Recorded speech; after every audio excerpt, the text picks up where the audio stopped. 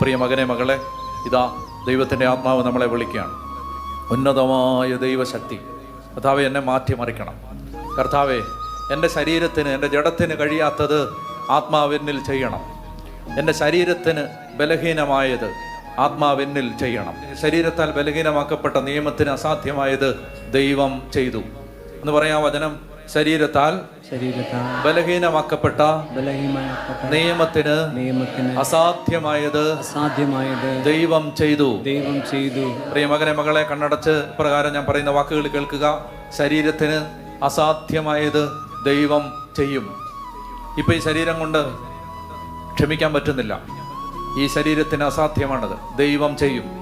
ഇപ്പൊ ഈ ശരീരം കൊണ്ട് സഹിക്കാൻ പറ്റുന്നില്ല, ദൈവം ചെയ്യും. ഇപ്പൊ ഈ ശരീരം കൊണ്ട് സ്നേഹിക്കാൻ പറ്റുന്നില്ല, ദൈവം ചെയ്യും. ഇപ്പൊ ഈ ശരീരം കൊണ്ട് ദൈവം ആഗ്രഹിക്കുന്ന ഒരു ജീവിതം നയിക്കാൻ പറ്റുന്നില്ല,